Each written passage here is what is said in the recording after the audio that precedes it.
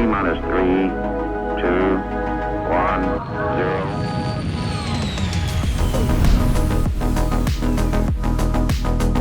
0. Hey folks, welcome back to the Launch Sequence Podcast. We've got a week for you. I thought we were going to be talking about the monthly report this week maybe, but that's not probably going to be coming up today because first of all, Ashes of Creation, not a game we normally talk about, but a game that my guest here, Grolo, likes to cover, had a bit of a moment this week, and I thought we could talk a little about that, what it means, why Star Citizen players may or may not care.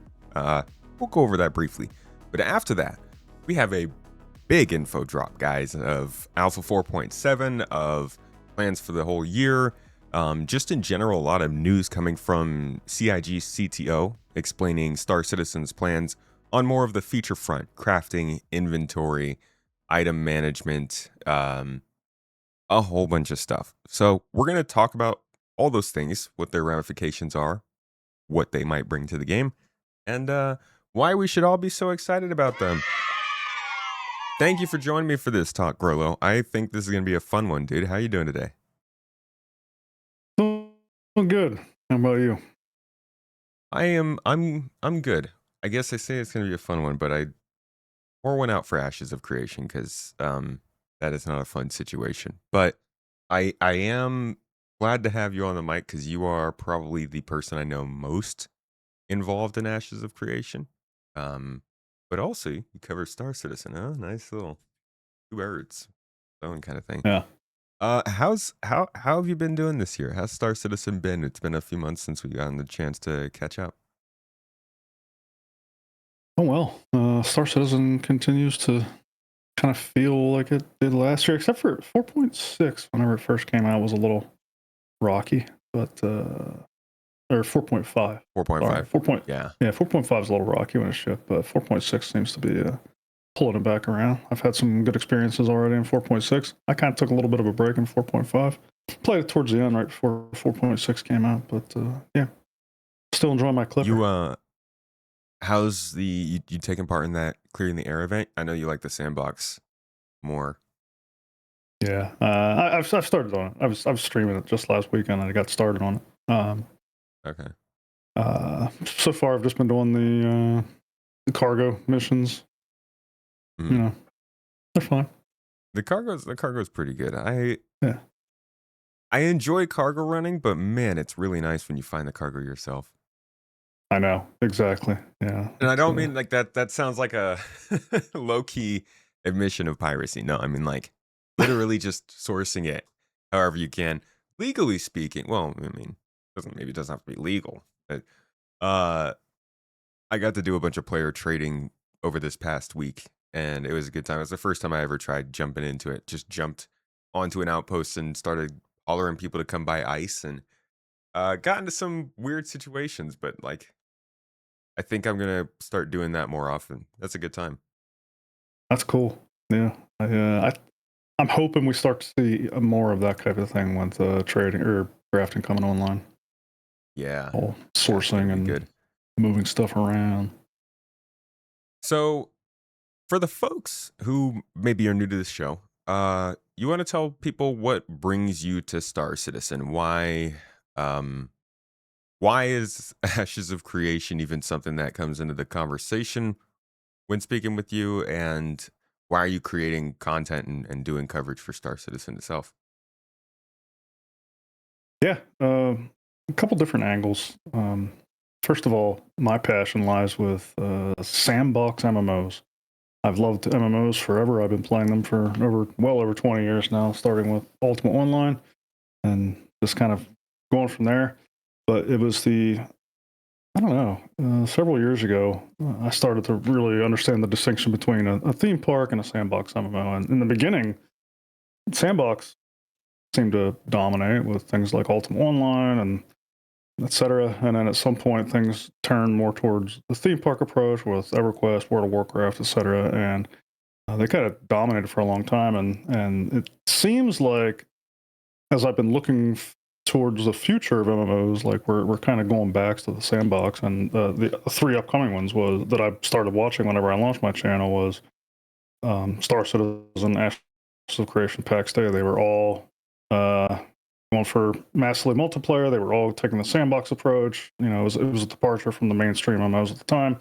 And so those are the things I was covering on my channel, not just because of the type of games they were, but also all three of them were making interesting technology choices and decisions, and a lot of innovation was going on in all three. And I have a systems architecture background. It's kind of what I do for a living, and so I thought I could share and produce things of value on YouTube related to that. And so that's how I got started, and that's why I've been covering all three.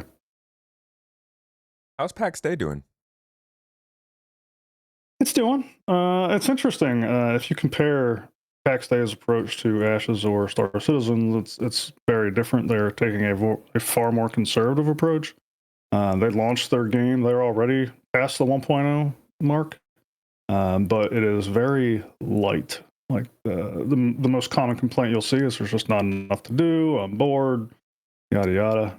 They've scaled back their development team. I think they only have around 30-ish engineers at the moment, which even Ash is dwarfed, and Star Citizen certainly dwarfs. So they're moving very slow, but they've got a launched game. They have a revenue stream. It's subscription based. The player count took a pretty big drop. It dropped by 50-60% since launch, but it seems to have stabilized somewhat. And they've done some like promotions recently with like free play weeks and stuff, and you've seen the numbers tick up a little bit. It's really going to, can they deliver features and keep people interested before people lose interest and start pulling out? That's the race they're in. Yeah, man, it ain't easy trying to make a game, especially not a game with all this networking and this gaming industry economy. And that brings us to Ashes of Creation. You want to explain quickly for folks? I don't want to like get into a diatribe about Ashes here. I want to talk about what it went through and how that can even possibly be associated or compared to Star Citizen, because there's something to be said. I think this is a lot like the conversation where people have had when a new space game comes out, and Star Citizen may or may not get compared, and people will be like, oh, they're different games, you can't compare them. There's something to always learn from similar situations. And so could you tell us kind of the basics of what happened to this game? Yeah. There's a lot of similarities, actually. Just like Star Citizen was founded by a passionate visionary and taking from nothing, no company, no business, to what we have today, Ashes of Creation found themselves in the same boat. There was one real passionate visionary at the beginning, Stephen Sharif, who wanted to make a game. Unlike, I don't, this part I don't know. I don't know the past of Chris's finances or anything, but Stephen Sharif was pretty well off, and so he decided he was going to fund the game mostly himself. He did do a Kickstarter crowdfunding campaign, but it was very minor and trivial compared to Star Citizen. Basically, he just sold access to the game for a limited time, raised a certain amount of money. It was like in the 13 million range overall, which, us Star Citizen people would say that's a terrible year for Star Citizen. It's a September.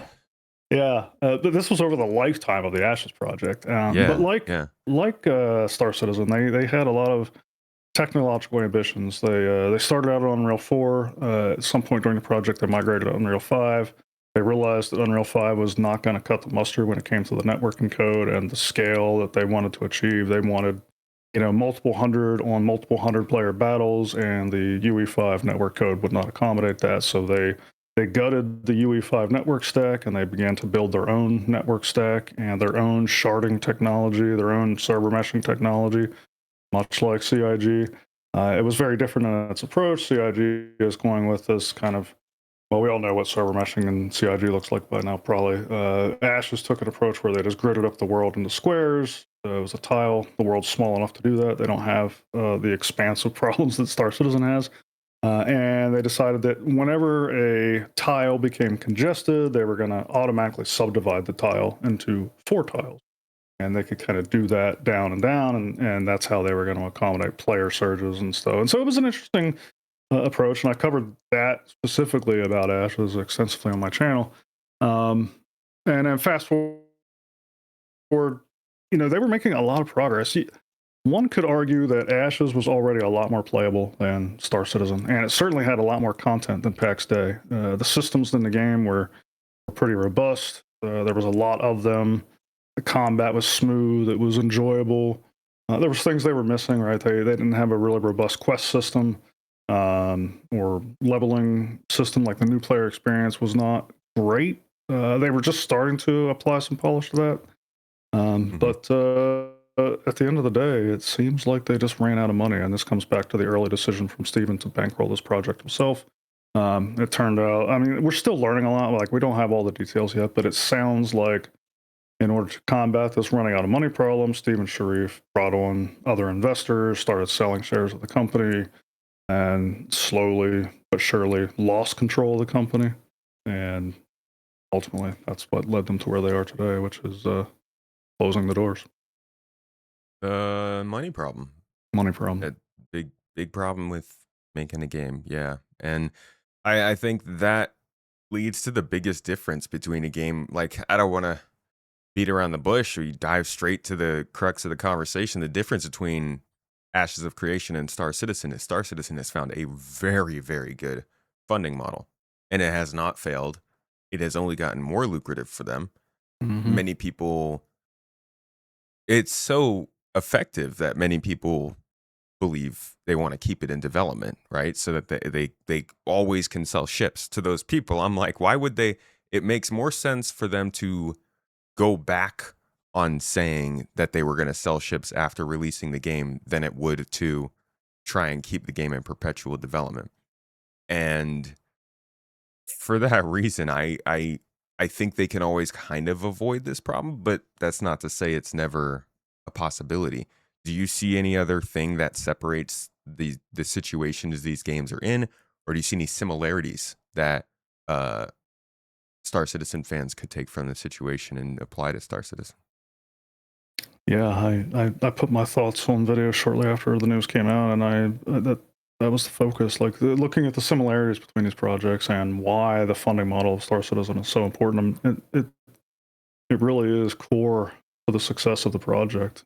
Without money, there would be no project, and anybody thinking that they would want to keep it in the development cycle just to maximize their profits, I don't think they're thinking about the opportunity in front of Star Citizen and just how much more interest the game could generate in a final form, right? I think it'll make how much they make now kind of pale in comparison. So, yeah, I think at the end of the day, we just need to feel kind of fortunate that Star Citizen has found its funding stride and it's working and it's functional. And yeah, it may seem a little too functional at times, but I think that's certainly better than the alternative. Yeah, it's bittersweet. You know, it's good that they found a model that works. But when you find something that works in a market that is very unsaturated, you start to get a little too comfortable. You know, they they don't have any competition. I mean, there's competition. Everybody's competing, right? It's dumb to say that. GTA 6 is still gonna affect Star Citizen, even if they're not in the same genre. Hell, the release of a Star Wars movie will affect Star Citizen. But there's just so few one-to-one alternatives to Star Citizen that it's like it's just sitting pretty, feeling comfy.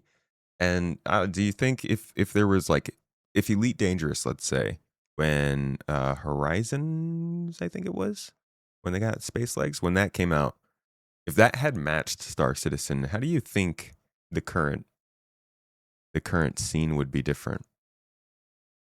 Horizon?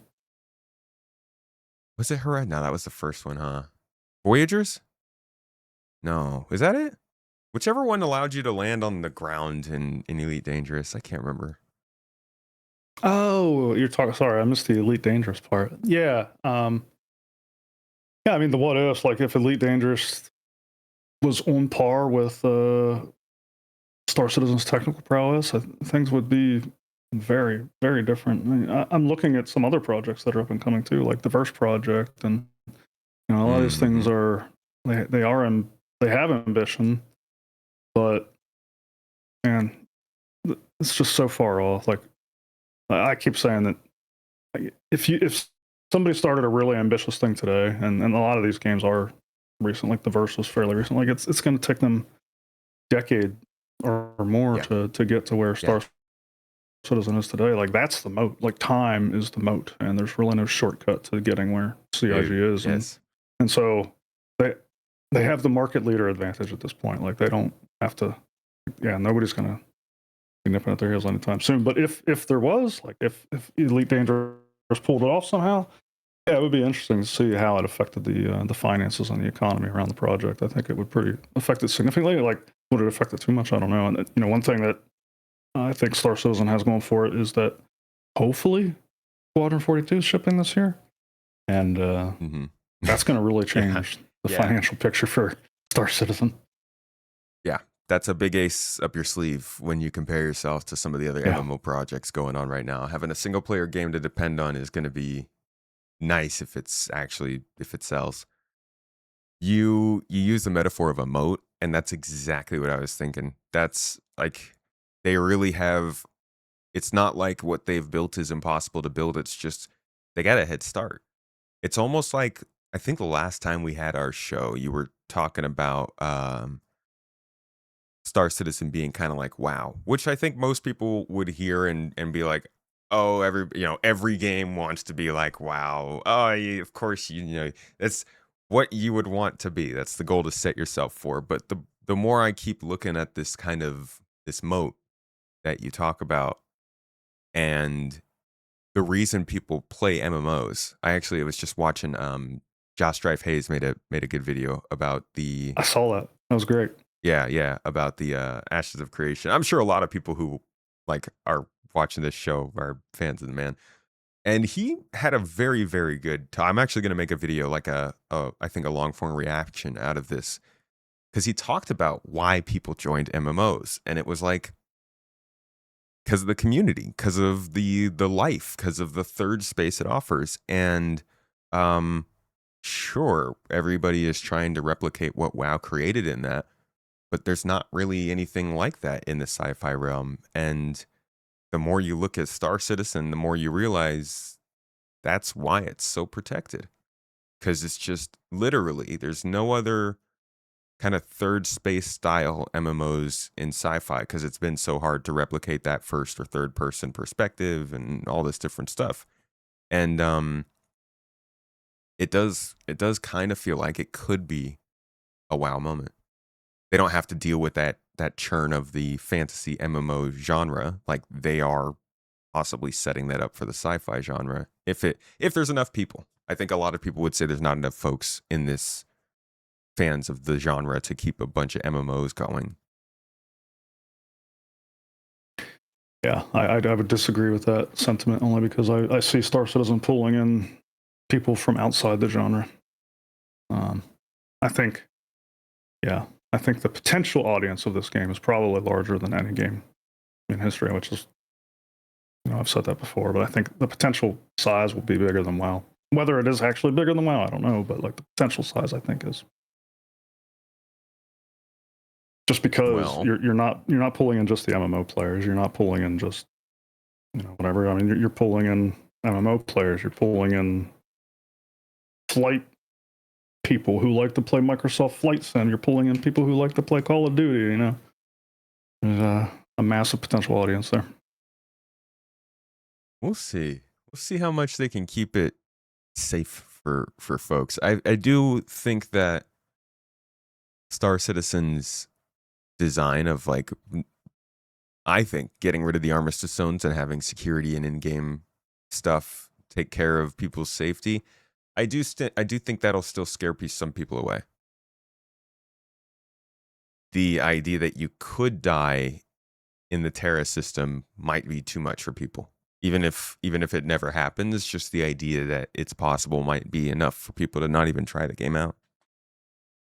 And one thing I remember from WoW, though, is that like I played on a PvP server back when like vanilla launched in 2004, and the number of people on that server who were averse to PvP far outnumbered the people who wanted the PvP. And you could choose to play on a non-PvP server, they had both server types, right?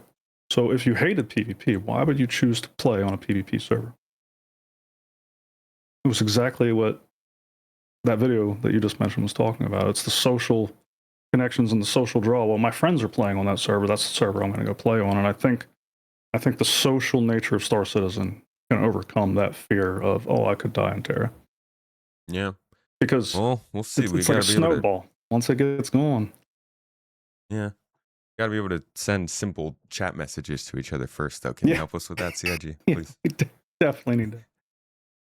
They talked about that, though, yesterday. Why don't we talk about the absolute gargantuan amount of information we got yesterday? We can start with that. Social apps being one of, I think, the most called for additions. I actually have a video that is like a couple hours possibly from releasing. I don't know. It's coming out later today at some point.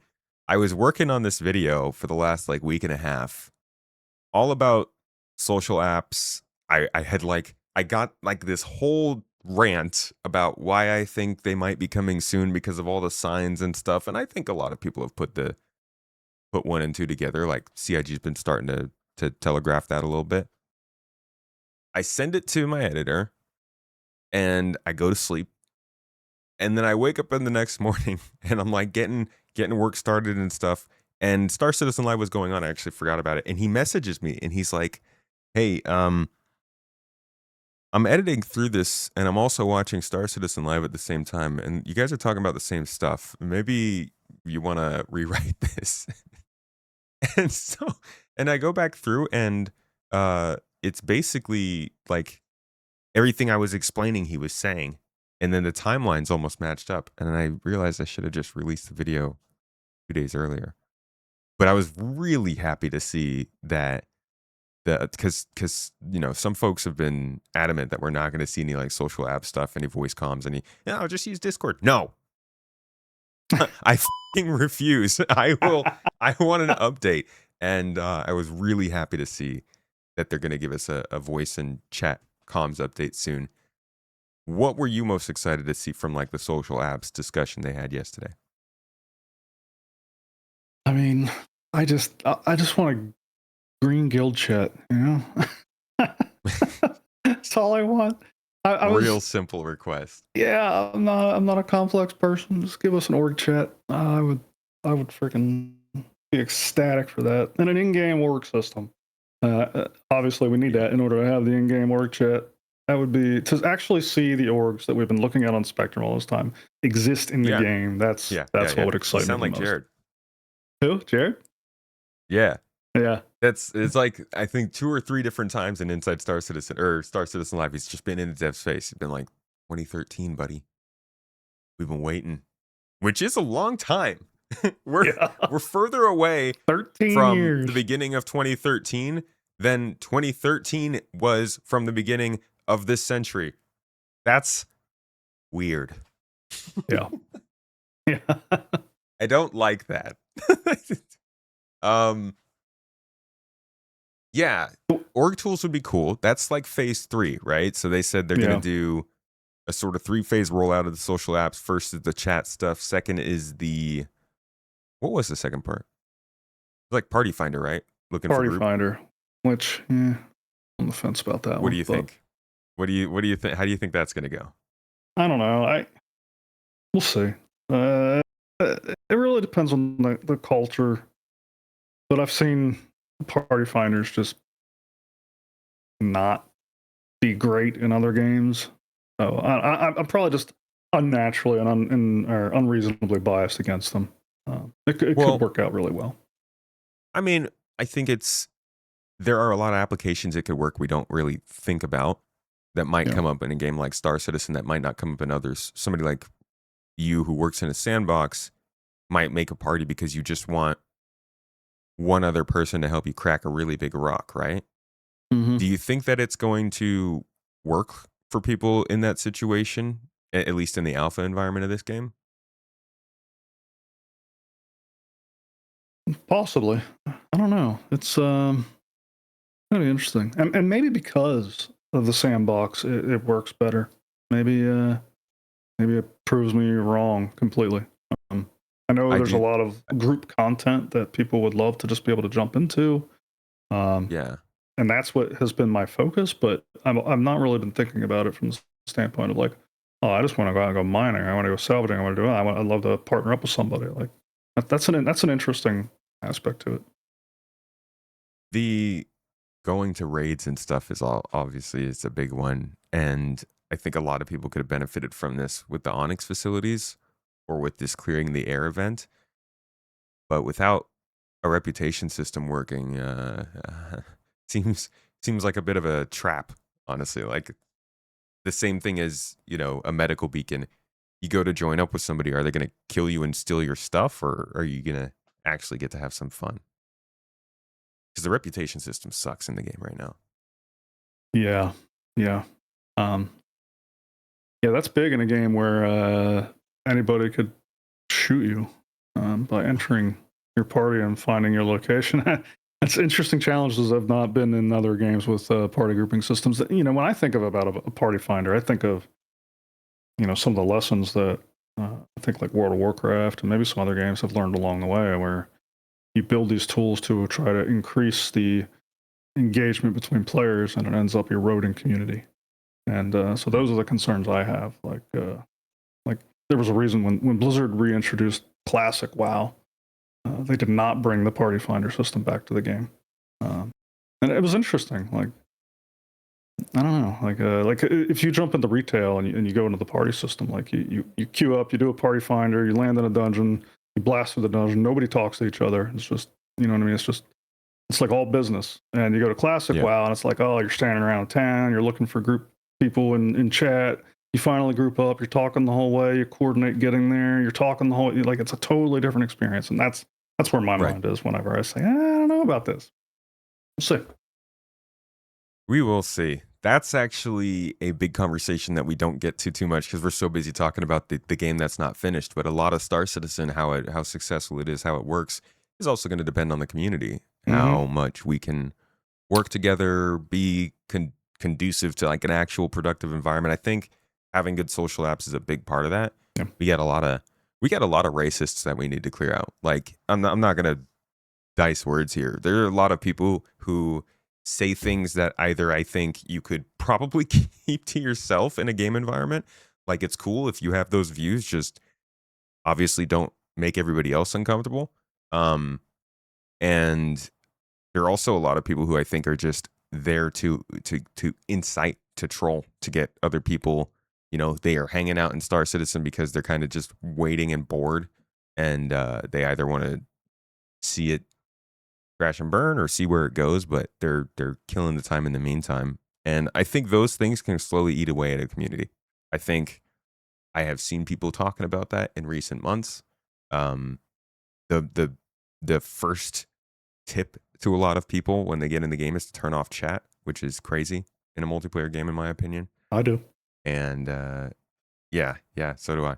I think that besides that, and then also obviously finishing the game, there are like both the company and the community are going to be responsible for the success, and we got to keep an eye out for ourselves. Yeah. Even beyond the systems that we're talking about, because I think we need to bring back game masters and moderation. I think we've gotten too far away from that. I think that's part of the success Moderation too. would be great. I Yeah. hope they invest in it. I would love to see GMs in the world that are saying, you know what, timeout for you, or you know what, you've had your 3 warnings, goodbye. Like that's what we need. Mm-hmm. I'm really excited for regional chats. Basically, Yeah, I mean, we were just talking about global chat being annoying, everybody talking to everybody, but it'll be cool. I think Benoit did say that he wanted to have chats on a system basis. I'm hoping that they get down to like on a planetary basis, and then you also have a chat room for like whatever region on the planet you're in, or maybe like the region of the planet itself. I don't know. yeah, More simplified chat rooms feels like it would also make people feel more comfortable talking. yeah, yeah. I think so. I'd be excited for that. Baron's chat they mentioned. Uh, I think we already have Yeah, that what with is the that? global That's chat. a MMO term. Yeah, That's a term that came from World of Warcraft, which I did not know that both of those guys used to work at Blizzard. I don't know how I'm just now learning this. Both of Jared and Benoit. Benoit, yeah, they both talked about their time at Blizzard. Benoit Yesterday. must have worked there a while ago, huh? Because he started Turbulent, I think, in like 2001. Yeah, I had no idea. But yeah, Baron's Chat Yeah, was a popular zone, and WoW, it was like kind of the second or third zone you would go into as you were leveling up, and it was like one of the largest zones in WoW, and so it had the most people in it, and it was all the newcomers, and it was just well known for the chat there being like the most degenerate chat in the game. I thought you were going to say it was the most wholesome because it was all the... No. I really thought you were going to be like, yeah, it was known for being real fun and happy because all the newcomers. You're like, no, it was awful. It was hell. Yeah. That's fun though, dude. When I hear references to things like that in early WoW, I do think that's what a lot of people, I mean, this is what, again, Josh Strife Hayes was talking about. A lot of people get into the game early like this to be a part of that kind of thing so that you can be like, hey, remember the original Jumptown? Or remember when 318 launched? Oh God, those are and those are the things that people kind of argue for being timed exclusives, having what some might call FOMO, what other would just call you had to be there kind of things, events. But I do think that is a unique part of being in a live service game as opposed to something that just launches, you play it, and then you come back to it when you want. It's a cool part of this. Yeah, very, very much is. We only see the bad of 318, but in the future, it'll be a badge of honor, Mm-hmm. I was there. Exactly. All right, let's talk about server meshing. So we're gonna loop around. There's a lot of good subjects here. We're gonna get to crafting soon, but going from the server meshing talk into everything else, I think was a good one because that was probably the most foundational stuff, and it's not as exciting, but it is still really important. And you kind of have more of a perspective on server meshing, so I wanted to hear what you thought of his talk about like quasi-dynamic server meshing, sort of this in-between static and dynamic. Originally, he was saying dynamic's kind of less complicated than getting straight to static, and so insinuating that the turnover could be faster. I'm wondering if you think that it's going about the speed you thought it would, or if it would take longer. Do you think they ran into complications? I would imagine the only complications they're running into is prioritization. It's going about the speed I thought. I mean, it's it's been a year. Yeah, man, it's been a year. It's static, year, dude. Yeah, I don't know. I guess maybe I would have thought we'd seen a little bit more by now, but also to his point, like Benoit said this that last like 3-hour interview that they did. He said static is not going to be big bang. It's going to be piecemeal, right? We're going to get little bits of it over time until eventually one day in the distant future, dynamic. All of a sudden it's dynamic. Yeah. Which makes perfect sense because I was trying to explain this to somebody in chat yesterday because they were saying that they think dynamic is going to fail. It's going to be too complicated, yada, yada. And I said, I don't think there's any way for it to fail because dynamic is really, from our perspective, no different than static. Like our client is already transitioning between servers. The mesh is already there. Once dynamic is fully in place, like nothing changes on the client. It works exactly as it does today. The only thing is where those lines are changing all the time, and so that's the work that they're doing right now is figuring out how to get those lines to change. Where are the borders? Where are the servers? And so his quasi dynamic statement makes sense. They got multiple steps between now and where we want to get to. And it sounds like the quasi dynamic thing they're talking about is just we get a map of servers like we have right now. But they gain the ability to turn some of them off at times whenever there's not enough players in there to warrant them. That's step one. Then do you think players are going to notice anything from there? I'm sure at first. I think at first we'll notice probably a little bit worse performance because like we go in there and normally there would have been a server there, but now there's not, and we gotta wait for enough players to get there, and then finally and the server spins back up and we gain capacity. Those are But going to be some fun tech previews. oh yeah, no, I think it'll get a little worse whenever they first ship it, but it's going to give them the information they need to keep tuning it, and the goal will be for them to tune it to the point we no longer notice it. They are saving on their server bill, and we don't notice the difference. That'll be like completion of step one in my mind. So the way that they're talking about dynamic server meshing, does it still sound like they are on their way to the big, bombastic, single shard dream of everyone in the whole world playing together? I wish, but I don't think so. I think Benoit in yesterday's talk was talking about regions and talking about adding more regions as enough players came online in those regions. So I think regional is a foregone conclusion. You think they're going to keep regions always shard disconnected? I think so. So we will be we'll be stuck in this island here in the North American region. There, you're going to claw my way out. Sadly, it's either that or they decide they are going to replicate the bases and the structures and stuff like that.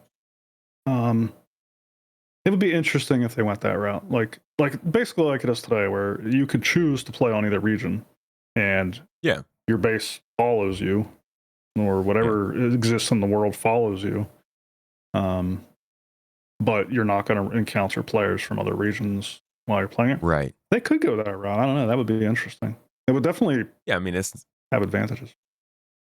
It's not like you have to be in whatever shard you're geographically placed. It's just that's like kind of your persistence timeline, right? Yeah. If you're doing stuff in your shard, no matter what, whenever you log into the game, that world will always be the same. That's the cool part of Star Citizen, that like somebody crashes in that shard, you go back there in 2 weeks, that crash will still be there. But if you switch shards, then it's a different timeline. So not going to be quite as nice, but that's going to have to happen. I mean, even for our own org, we have a lot of people from different regions. I know plenty of other orgs are like that. Groups of friends are like that. Like, it's not like your relationships stop at geographic boundaries. So they will definitely have to make sure that cross shard gameplay is functional and good.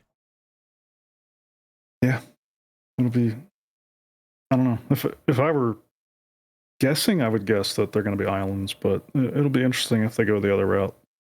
Do you think that they're going to be able to pull off seamless instances to the point where people actually won't notice them? Or do you think we're still going to see some of the kind of artifacts of instances that you would notice in other MMOs?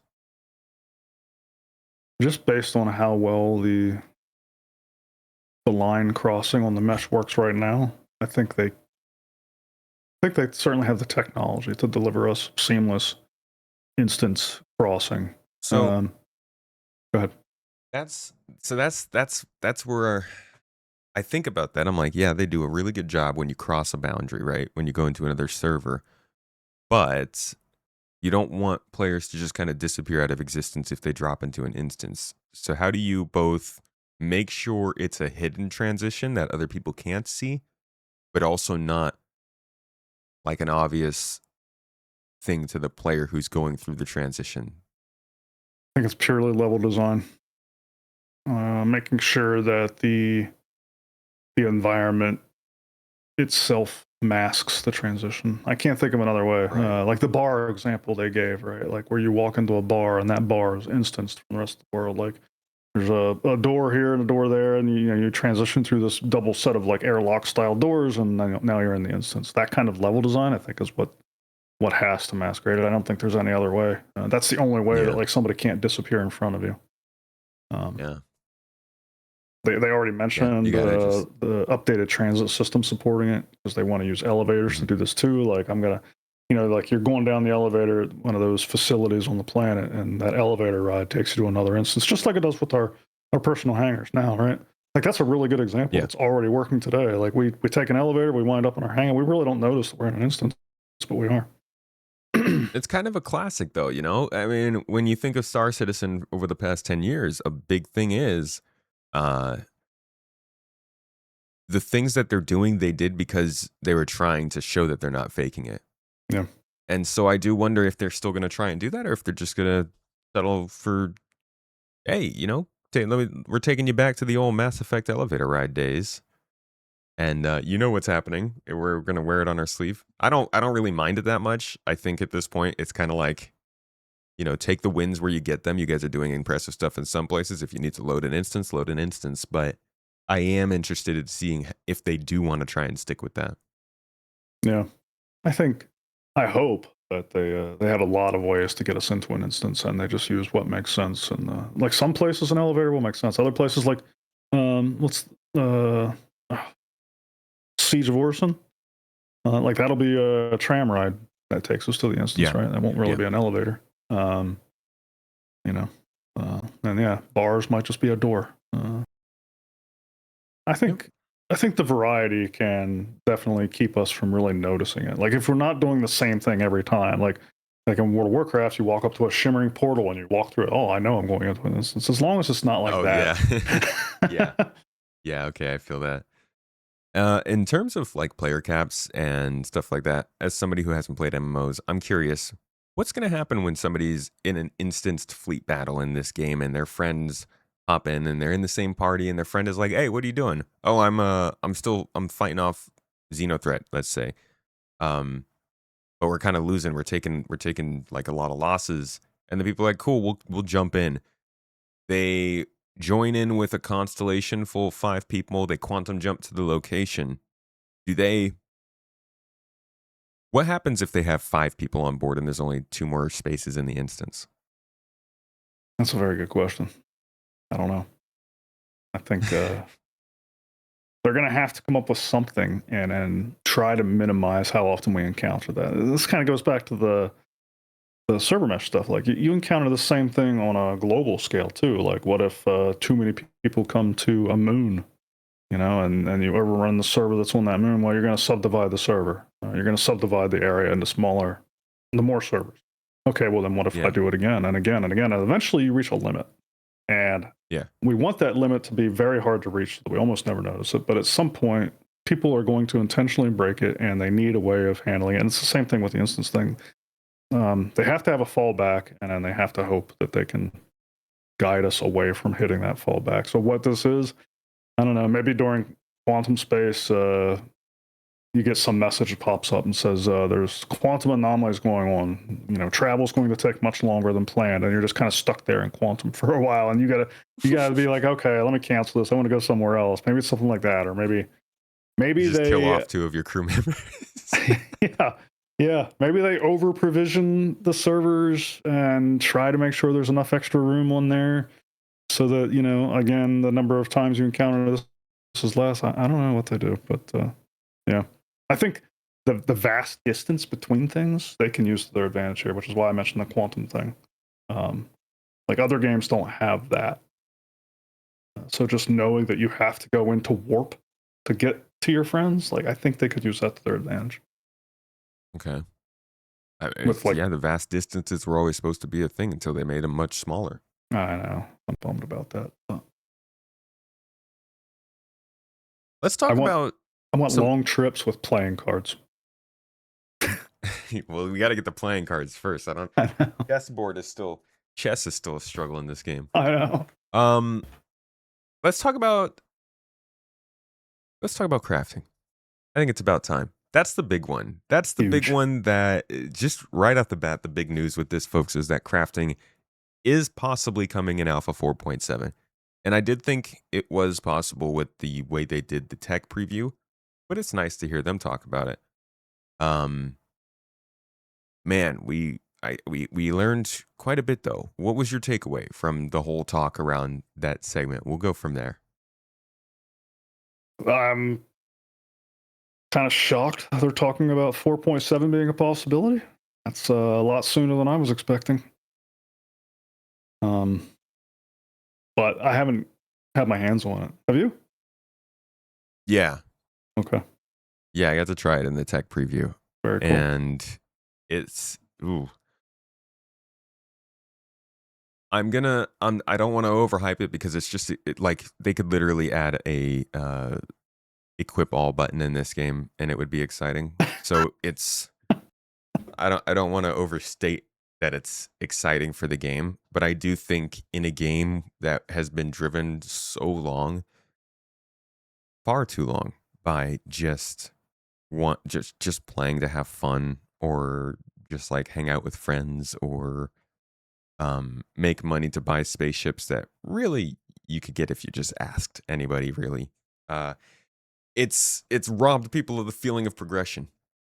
And for the first time, even without crafting being in the game, I'm already playing the game differently. I'm thinking and looking at materials and trade. And I mentioned I was doing player trading. Like that's in preparation for this because I'm realizing already that this is going to be so much deeper than just, oh, go run the Onyx facilities and see what loot you get. It's like, why am I running the Onyx facilities? Mm-hmm. Would it like, do I need something? Do I maybe I don't need anything from there? Then why am I running it? There's other dungeons that have stuff that I could use for the things that I do want eventually. And that changes the entire way of why and how you play the game. I don't know if that happens this year because we're still missing a lot of foundational things, but I can see it happening already. Yeah.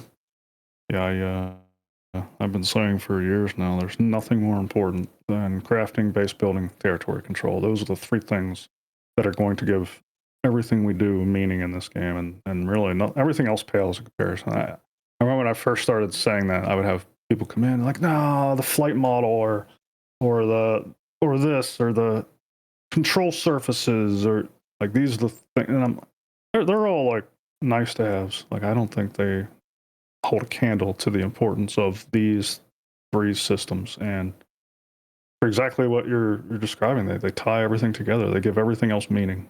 That flight control surface has no meaning without the ability to make your mark in the universe. And so I'm super excited. You know, like I know in our org, like we've basically given up on industry. Like we just hardly ever do it. We just go out and fight stuff and blow things up now but like as soon as crafting comes into the game, Found your guy's problem. This guy, his crew. I mean, we'll be back out there firing lasers at rocks and ships and salvaging, and I'm so looking forward to it. Yeah. Excuse me. It is. Do you think that it's going to be enough to keep you entertained with this first release if it's already coming to Force 7, or you think it's going to be kind of tier 0 in quality? I would expect it to be tier 0 in quality. Like, I don't know exactly what the scope of what we're receiving is. I'm assuming we're going to get a small crafting bench and the ability to make FPS weapons and armor. And yeah, that's kind of the extent. I think that'll be enough to keep me busy for quite a while. I don't know how soon the more advanced versions are going to be. Like, when do we get a medium table and the ability to create, I don't know, something larger like furniture or ground vehicle? Like, I can't wait. But I think just having the ability to do a little bit gives us reason to do everything else. So yeah, I expect I'll be tied up for quite an extensive amount of time. Do you think this is the kind of thing that people can look at and expect Star Citizens not as combat oriented? Is this a sign that it's not all about shooting guns, or do you think CIG is still going to use crafting as a way to push people into more combat? There is a lot of industrial gameplay in the game, but many folks would say it feels like that industry oftentimes gets mixed in with forced combat. Do you think that crafting and the importance of industrial game loops that it brings, do you think that's going to make the game feel a little bit more balanced to folks? I do. I think eventually industry will be the backbone of everything, and it'll definitely feel like industry is the backbone of the game, and combat might feel like it's taking a backseat to that. but I think that's the way it needs to be. And I don't think it's all going to be about shooting guns and dropping bombs. I think there's going to be a huge number of players in this game that are not interested in that type of thing. They want to go decorate their apartment in New Babbage, and the crafting system interacts with that too, right? I want to build myself a couch, a chair, a thing for my wall, whatever. Crafting system's going to interact with everything. Or base building. I mean, that's going to be huge. I know there's a bunch of people in our group that they don't want to go out and do FPS missions. They want to build the base. They want to build the walls and figure out, all that kind of stuff. That's what drives them, and crafting intersects with that. And I would expect it to, at least. I don't know. Do you think they have a problem where they've attracted all these people who are very, very into the idea of blowing up spaceships and space combat and shooting and all this high octane stuff, but then they also want to set up a world where folks are working together and things are going to be relatively calm. High security systems need to feel pretty safe. And like you said, I would like combat to be second to industry and commerce. I don't know if that's ever possible in a video game because people love, doing what they can't in real life. But do you think that CIG is going to have a problem in trying to shift the culture of the game towards that?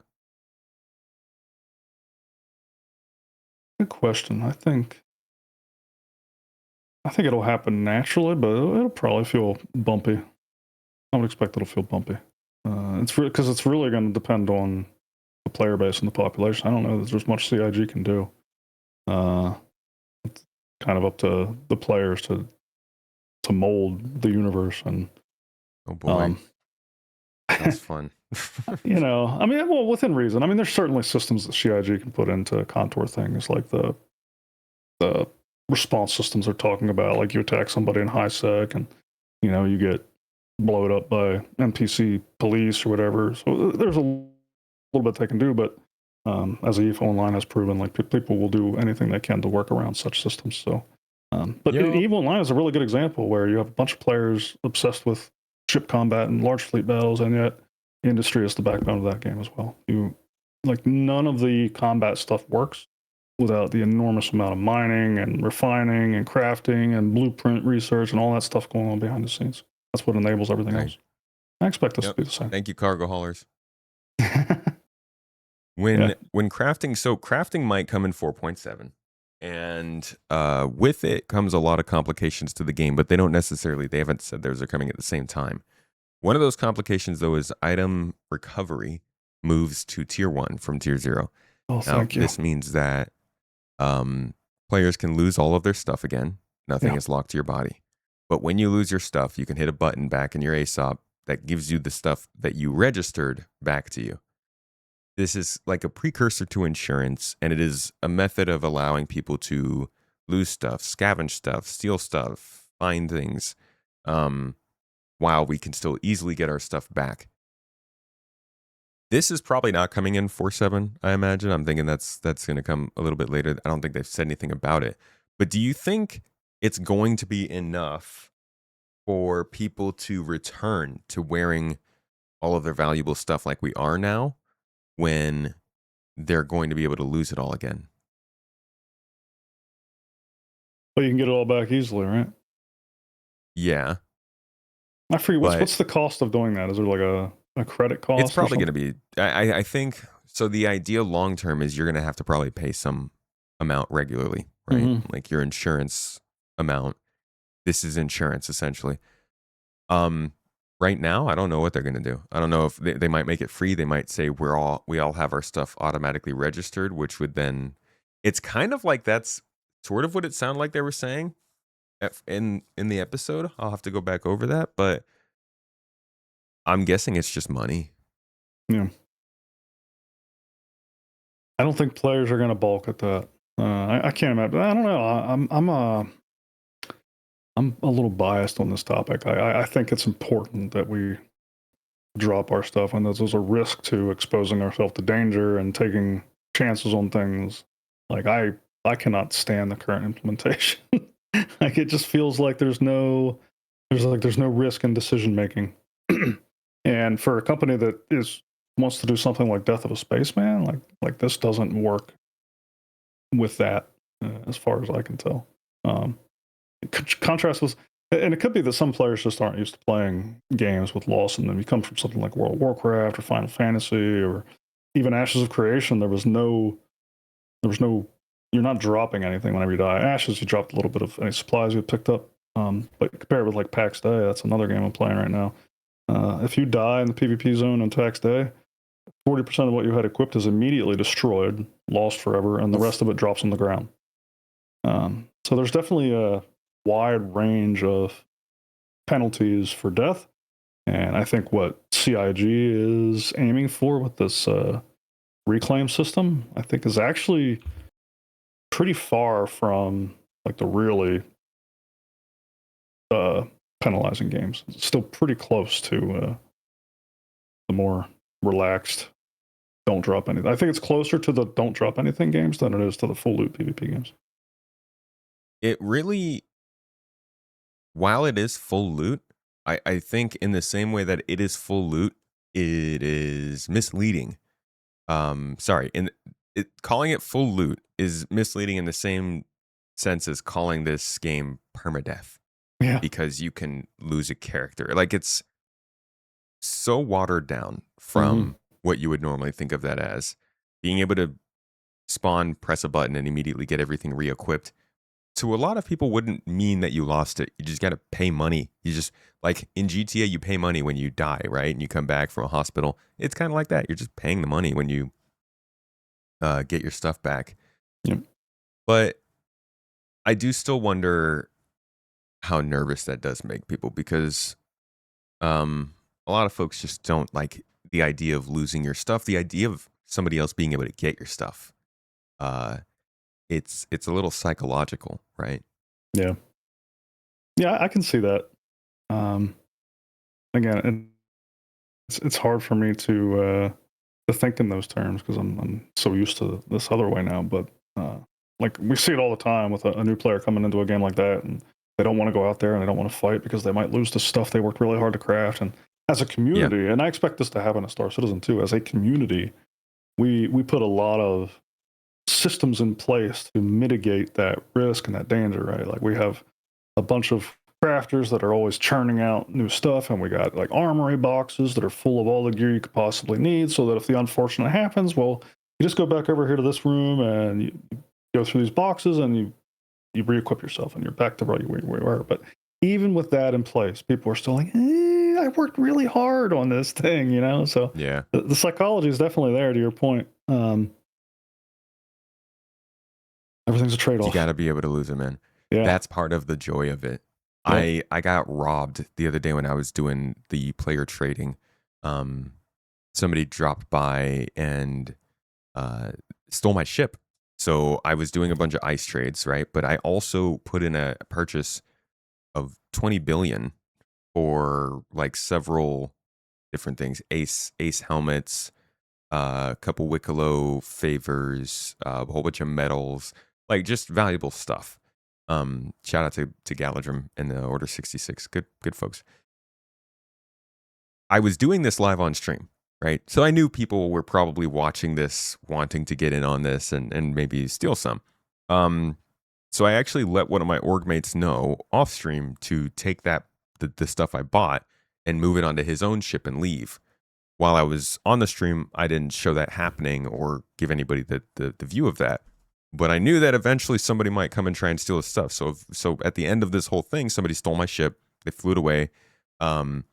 We went on this whole adventure to chase them down, to try and get it back. Like, they tried to exchange our goods in deep space, but because I could see the ship, we were able to quantum jump there. We stopped them midway, so they then hauled all the way to Grimhex to try and hide the ship there. Eventually they could.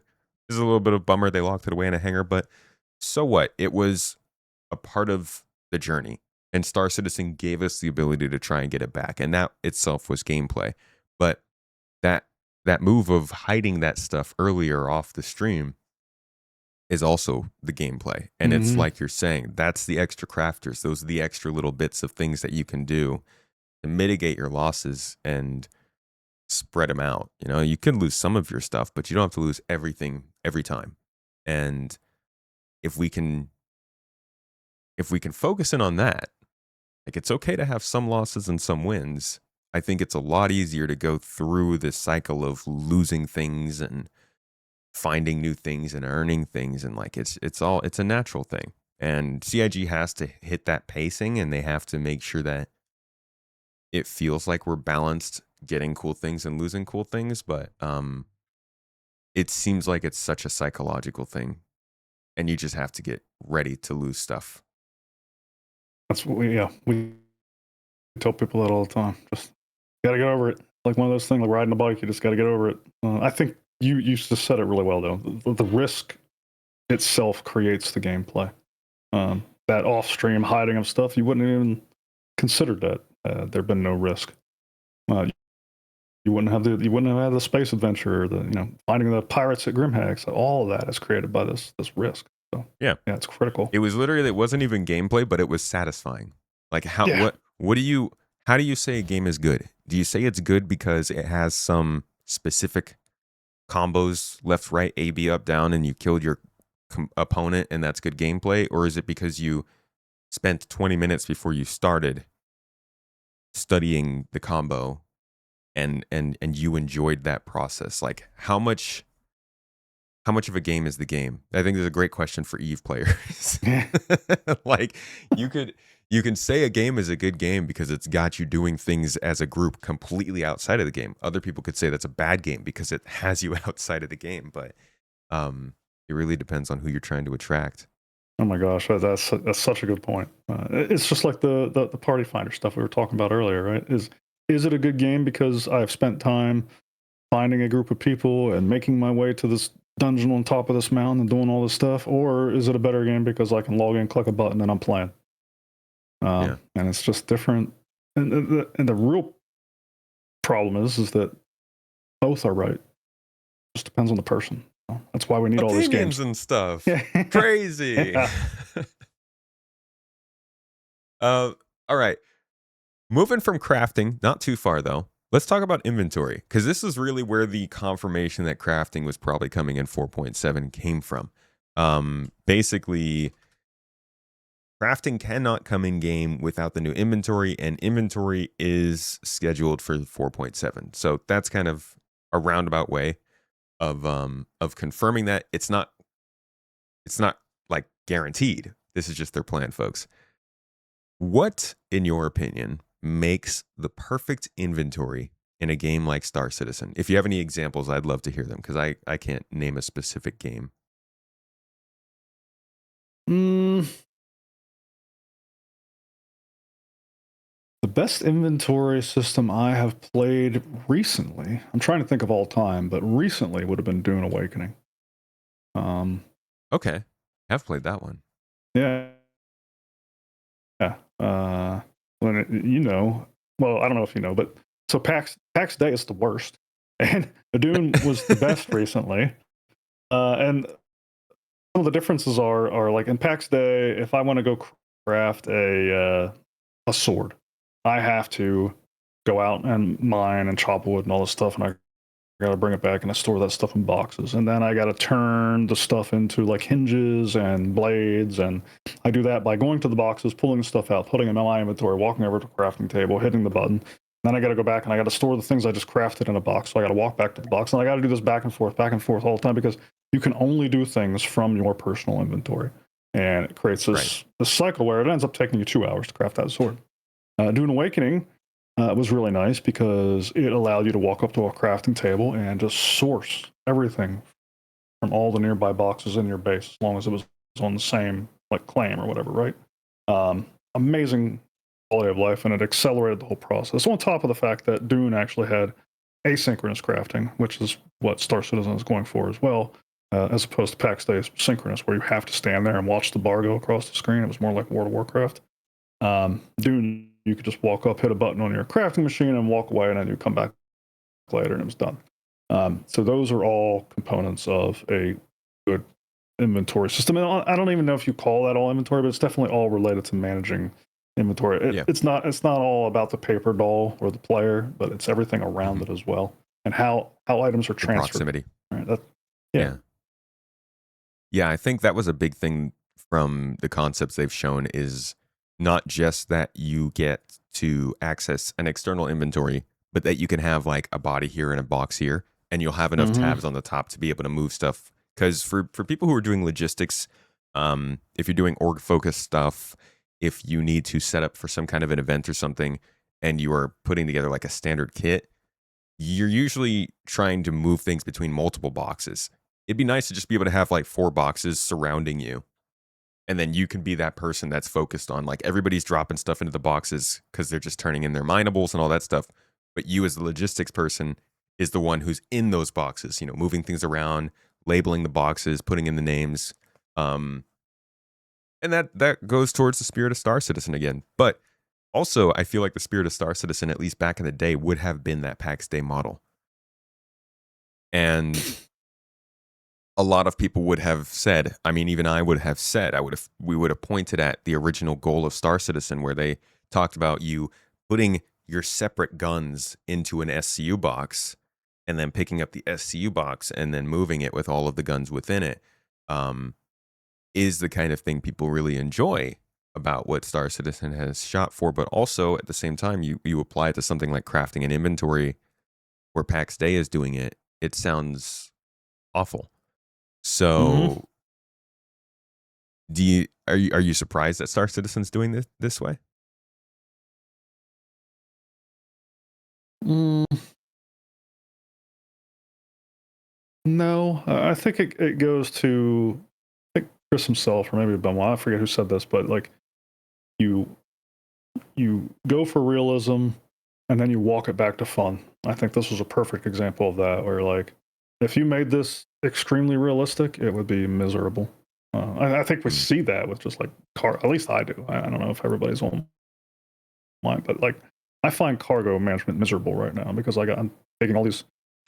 I made the mistake. I was doing the new missions for the next When thing, you're in the air? and I Yeah. made I made the mistake of picking up a medium cargo mission, and I was just loading the ship by myself for like 2 hours, fighting all these bugs. That didn't help, but like, and then somebody's like, "Oh yeah, you only get a little bit more than you do for a small mission, and the small mission you only got to load like 6 boxes."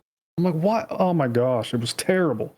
But that's a system where like, okay, it's realist. I'm glad we have the realistic version of it. Hmm. And I'm glad, I hope that even if we get this really fancy inventory management system, we never lose the ability to do it the manual way. I think it's important that that is there because there's going to be times where that's important. Um, but walk it back so that whenever we're doing like these mass things, like you said, I'm managing cargo coming in from 6 different players and they're all dumping stuff in, and I gotta like, yeah, give us the ability to accelerate that type of thing. And Yeah. same thing with crafting. So I'm not Yeah. surprised. I'm happy. Same here. As we've gotten further into Star Citizen's development, I have realized that while I enjoy the idea of things being complex and in depth, for a long time we have had the perspective of simple systems and solo play. And it's easy to look at those simple systems and want them to be complex.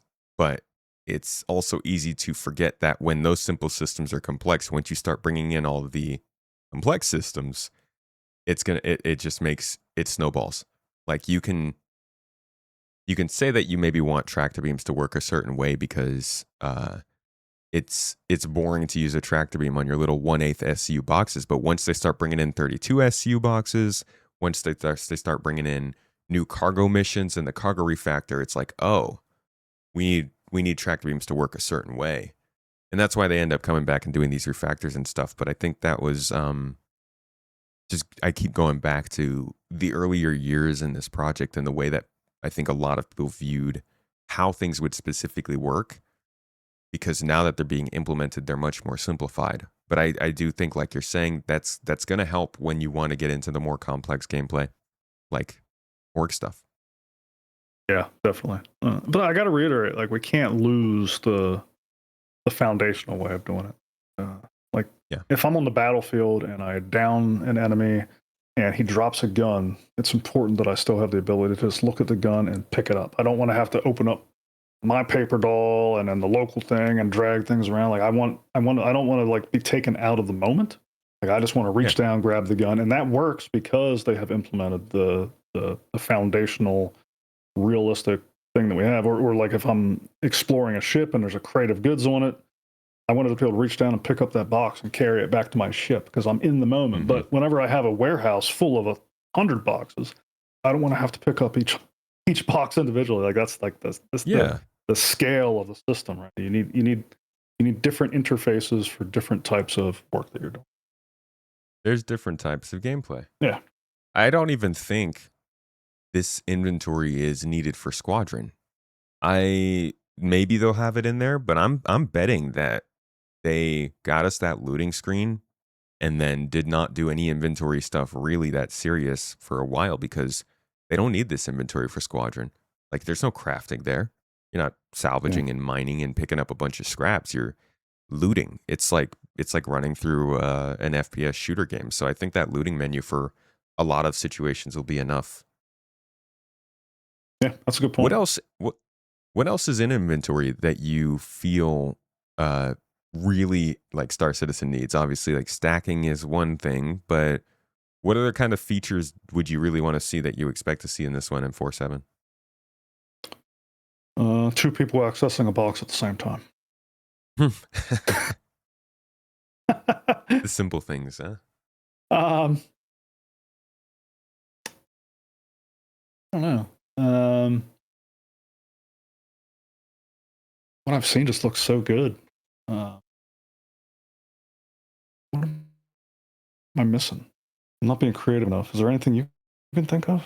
Oh man. Honestly, I'm thinking obviously I think stacking is a good one. Auto stack all, stack everything in your inventory would be great. A bulletproof search. Bulletproof search? Everywhere. Like, yeah, being able to search my bag, being able to search my hanger, being able to search my freight elevator. Anywhere that I have an inventory screen, being able to search it. Oh, well, they did say that they were going to replace the Knickknacks app. Did you ever use that? Awful. It's terrible. They renamed it to Assets, I think. I was like, yeah, I'm not going to use this. Yeah. It was an app made to find your stuff wherever it was, but there was no search functionality. It was just beyond, I couldn't imagine. So basically, you have all these tabs where you'd have to click into menus to open up specific locations in order to find stuff and where it was. But if you didn't know where something was, you had to click through every location to find it. So it was a complete waste of time. Yeah. That was so dumb. But yeah, that they said they're going to redo that. Amazing if we get that. I think we will get that with actual search, which will be great. Yeah. I also, gosh, I know there's some other stuff that there's other stuff in inventories that are really good. Proximity looting is a good one. Yeah. Stacking all. What is, come on, chat. I know you guys got something. My mind goes to bigger things. Like I want a shared hangar where the org can. Oh God. Oh man. Dump stuff. That would be top of my list. I actually had a little bit of a mini crash out on stream about the ownership system in this game this week. It's really getting annoying, dude. Because it does stop a lot of org stuff. Being able to, like, we wanna do a mining expedition and then like put all that stuff away so that we can use it later. Okay, well, too bad you mined all that stuff and now you can't store it because it's marked as stolen. What? Or like they bought it, so it can't possibly be yours anymore. It's just where you want to go and unlock something for Wicklow, and everybody's like, okay, cool, who's gonna have it? Yeah. Yep. Yeah. Yep. Yeah. Being able to share stuff would be great in this game. That is good, but I don't think that's coming with the inventory, unfortunately. No. That's why I say my mind goes to bigger things, but yeah. But like filtering, searching, stacking, I'm sure there's going to be stats. Being able to see stats of stuff is going to be really nice. I think that starts to make things more tangible. Yeah. Holy crap, because like right now, do you know if a C54 or P8 SC is better? I have no idea. It'll be so cool to see the stats on those two things. Yeah, I agree. And Yeah. looking at like the crafting system and then being able to customize the different attributes, like I'm excited to see how far we can go with that. Yeah. Yeah. That's Well, and that's not even a far away thing, folks. When we did the crafting tech preview, the everything had stats and you could change them. I upgraded to P8 SC and it was like noticeably better. The recoil, really, the rounds per minute, yeah. that's And cool. that was using two different grades of aluminum. That wasn't just one upgrade. Wow, that's very, So very cool.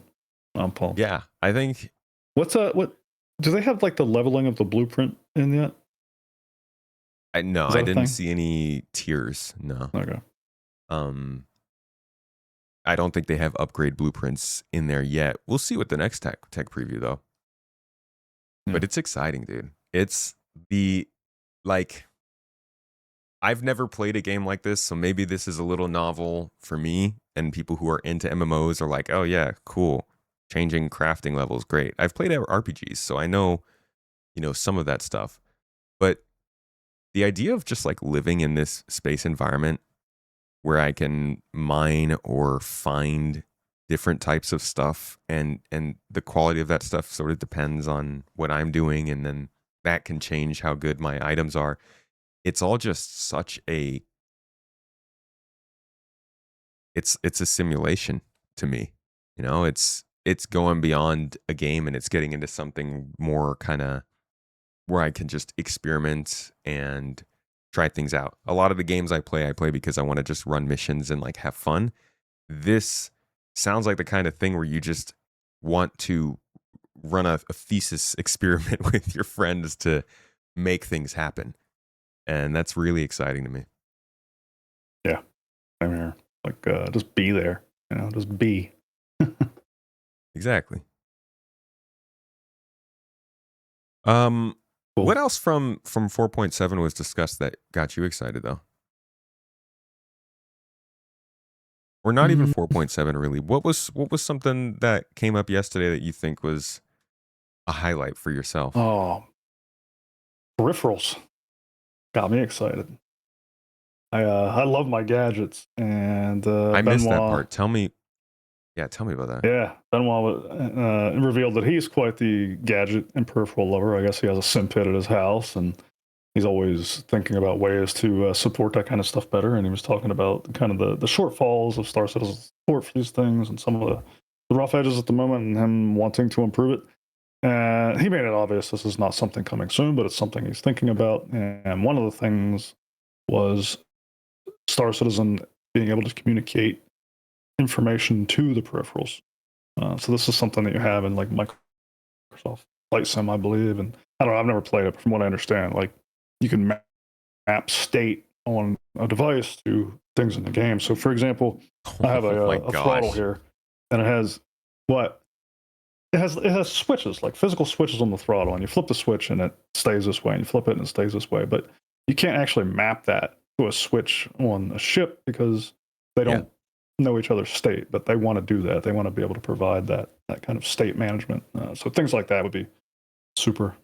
I would geek out and get super excited about that. Like I'm not into the VR, which they also talked about, which I'm sure a lot of people, that would get a lot of people excited, and it is cool. But for my own reasons, like that's probably not on the cards for me. But when it comes to like immersion, like through my peripherals and that kind of stuff, that gets me excited.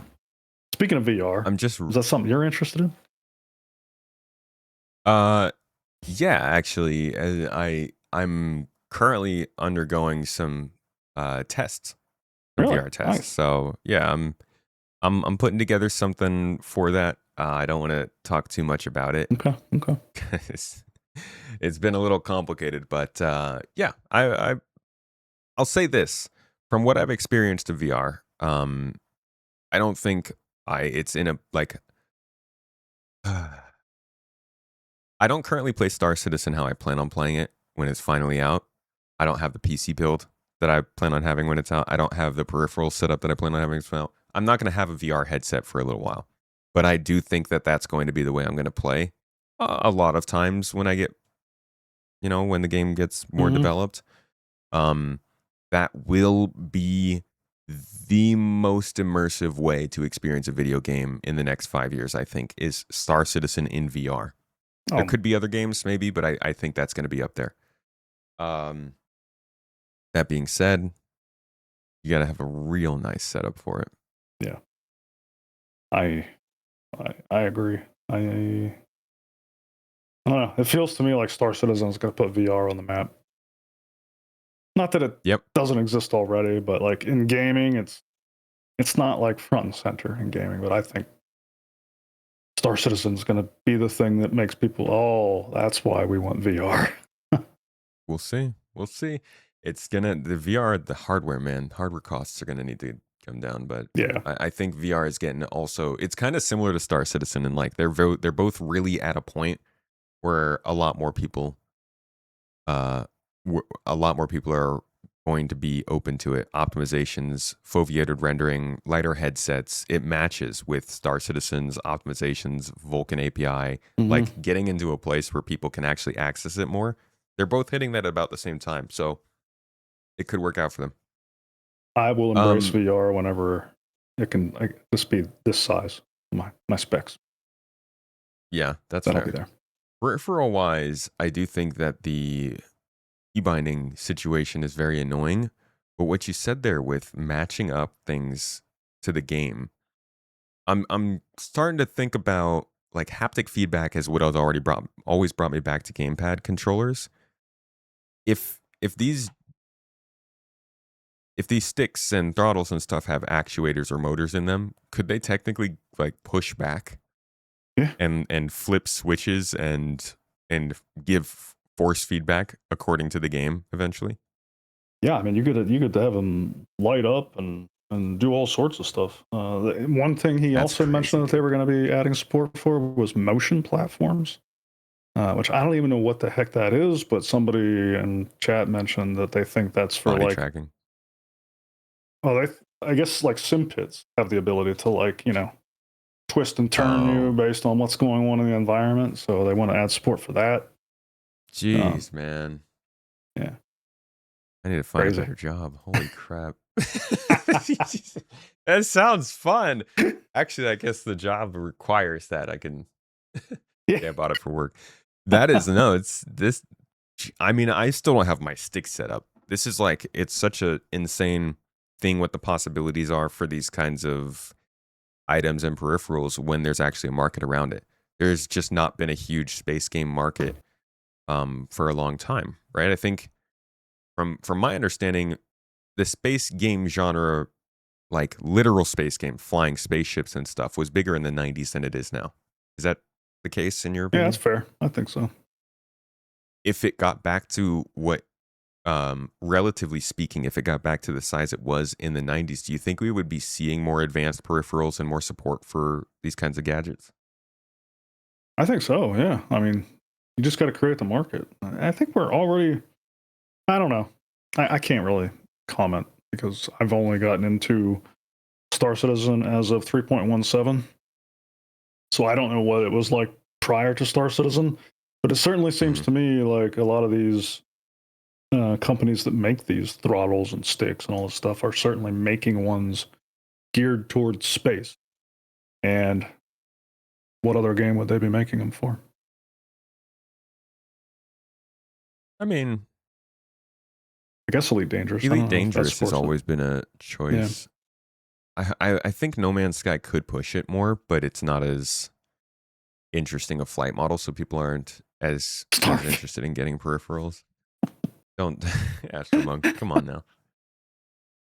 I in okay, but in Starfield's defense, I do think that that is the kind of game that the genre needs to bring people in. And No Man's Sky kind of takes that position, but they're you can't just tell folks to come in and start playing games like Elite Dangerous, Microsoft Flight Simulator, or Star Citizen. You Yeah. got to have your hop, skip, and your jump there, and a like space based RPG is one of those. Unfortunately, it did not it did not do the job. But yeah, I think there certainly could be a market for it. Yeah. I just don't know how many people are out there interested in buying this stuff. I don't know. Let's talk. I get surprised all the time. Like as new people come into our org, it never ceases to amaze me how quickly they jump on sticks. Like they'll be playing Star Citizen for a week, and it's like, okay, I'm ordering my Purples, or I'm ordering my VKB Gladiator, whatever the stuff is. Just had to Like, make wow. sure. Like, okay, you're jumping all in.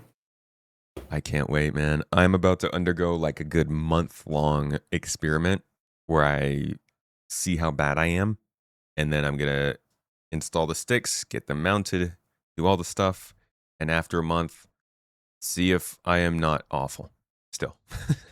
Nice.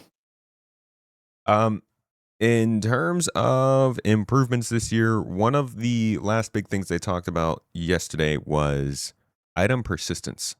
This is a big thing that I think keeps people from playing the game, but a lot of stuff still can disappear.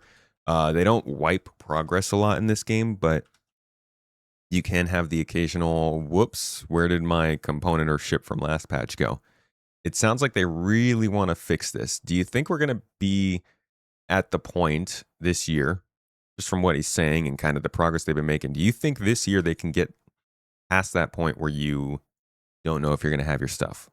Basically, are we going to be playing in an actual trustable environment and people can make their return this year with persistence? Certainly sounds like it. The thing in their advantage is like the system's already there. We're already using it for purchases. And we certainly know that it works for that. I've never lost a purchase ship. Yeah, that'd be bad. So, and he's talked before about this. They're basically using that entitlement system for long-term persistence of things that we purchase in game. And so it seems fairly straightforward. Now, obviously, nothing's ever quite as straightforward as it seems. We're an outsider looking in, but I don't see why it couldn't happen this year. The more interesting thing to me is that they're going that route.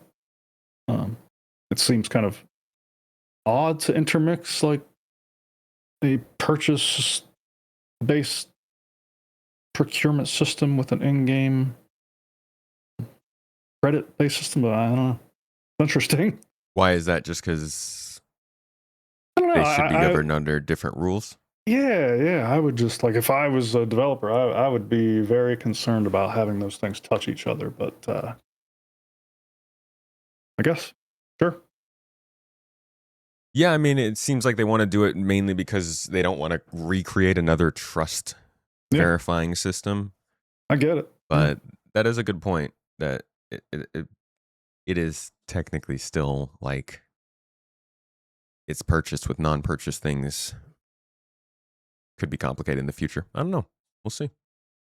Yeah, I mean, if you do it right, I'm sure it'll be just fine. But again, like my point, like at least they know that system works.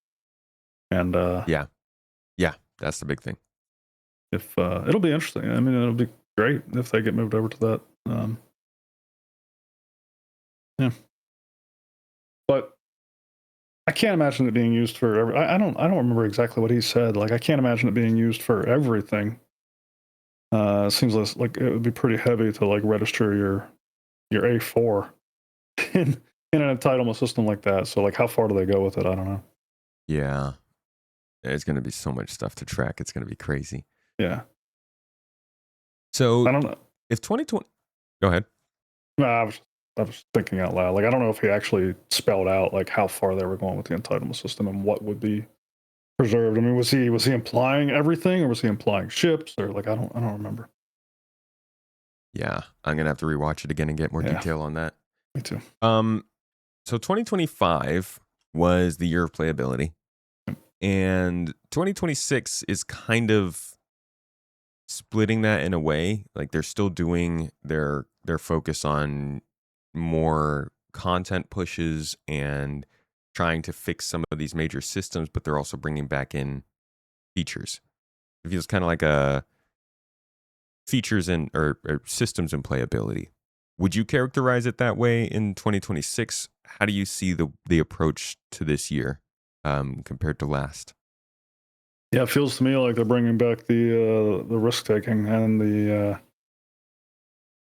the system delivery, which I was sorely missing last year. I appreciated the focus on stability. We certainly needed it coming out of 2024, but I certainly missed like the big new things landing, and I'm excited to see some of it again this year. I mean, we're kicking the year off with crafting. I mean, I can't even imagine anything bigger. So it's a good Q1. Yeah. And that's coming out like that's on the heels of engineering. So yeah, it's already shaping up to be a more substantial year already than probably what 2025 was whenever it comes to systems and features. Do you think that we're going to lose that playability? It wouldn't surprise me if we take a few steps back, but I don't know. Like certainly they have acquired new ways of delivering things throughout 2025 to ensure that that needle kept ticking up. So as long as they keep some learnings and some things that they developed along the way, we probably I would not expect that things like get as bad as they were in 2024. Like instead of like always kind of going up, I wouldn't be surprised if we kind of like wiggle a little, like a little bit worse, a little bit better, a little bit worse, a little bit better. That's what I would expect with this kind of. Yeah, they kind of got their hands full. Like I do feel like it's going to be a meander a little bit. Yeah. But I'm excited. You know what I'm excited for this year is Nix 1. I mean, if I look beyond crafting, like the next thing I'm really excited for would be Nix 1. I am really excited for Nix to have some ground locations, that's for sure. But yeah, and seeing Genesis too is going to be pretty interesting. Just looking at the moons that we have right now and the planets, and then looking at what Nix is going to look like, Nix 1 with Genesis. The game is going to be beautiful when they can get everything updated, but I do wonder how long that'll take. Good question. I'll be happy with just Nix 1 to start. I just want to see it, I just want to land there and see just okay. This is Genesis. This is cool. Well, that is a perfect segue into our last segment of the podcast, something I've been doing. I don't think I got your prediction last time you were on here, but I've been getting the major 6-month prediction from everybody who comes on the show. And I am curious what yours would be, something that we can revisit next time you come back on here.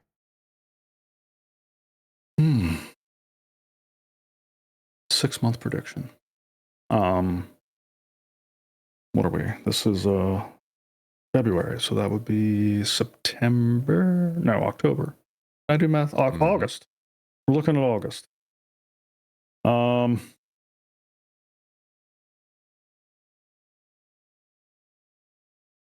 Does it have to be something that's like a feature or something that's delivered into the game? Be anything that you want. Forrester predicted that people would be angry. He picked an easy one. I'm going to predict. That's funny. I'm going to predict that we are surprised by how different the game feels in 6 months.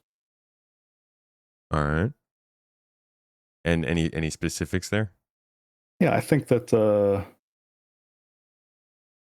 I mean, this is probably an easy one too, but with crafting and engineering, like I expect engineering to continue getting polished, crafting coming online, and I think it's going to significantly change the way that we play the game. And I don't think, even now, I don't think we really have a good perception of how much it's going to change our experience day to day in the game. And so I think, within 6 months, we'll be looking back and we'll thinking, wow, like we play the game completely differently now than we did 6 months ago.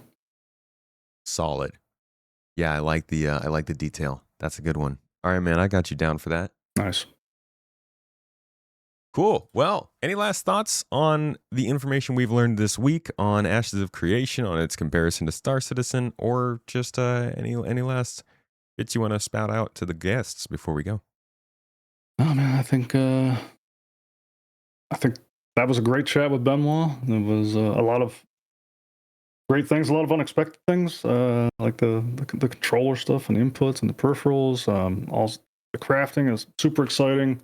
When it comes to ashes, I think we just need to continue realizing what a fortunate position this project is in. I know CIG does. It's the Star Citizen, or what was the last conference? What do they call that? CitizenCon Direct. Yeah, like the message that Chris either began or ended that with. I think it was his outro, right, where he came on and talked about like the fortunate position they're in and how thankful they are. Like the timing of that, amongst everything going on in the industry, and like ashes is just another thing that piles on to that message and makes that message hit even harder. So that's the kind of things on my mind right now. Yeah, just got to deal with us. Yeah. Yeah. Awesome, man. Well, thank you for joining me so much today for the show, for the talk. Thanks if you could let the folks know where they might find more of your content and your chat before we go. Yeah, for sure. You can always find me on YouTube. That's the only place I stream on Twitch too. So I stream on Saturdays. Every Saturday I stream. I get started between 2 and 4 and I go pretty much all night. The rest of the week I just focus on putting videos out on YouTube. You can find me on youtube.com/Grolo-AF. And you can also find our community on unhinged.gg. And that's me. Appreciate you having me, Space. Grolo AF. All right, man. Hey, thank you for joining me. It's always a great talk. I appreciate you. And thank you, everybody, for listening or for watching. If you're on YouTube and want to check us out on audio platforms, we are on all the podcast platforms. If you'd like to throw us on the radio while you're doing your morning commute, or have us playing in your ear while you're in class and should totally be paying attention to that math problem that's on the board. I know you. I was you. Thank you so much for joining us today. I hope you got some good space game information. We will be back with some more goodness, as always, in the next episode. But until then, stay shiny, stay lovely. I'll see you all next week.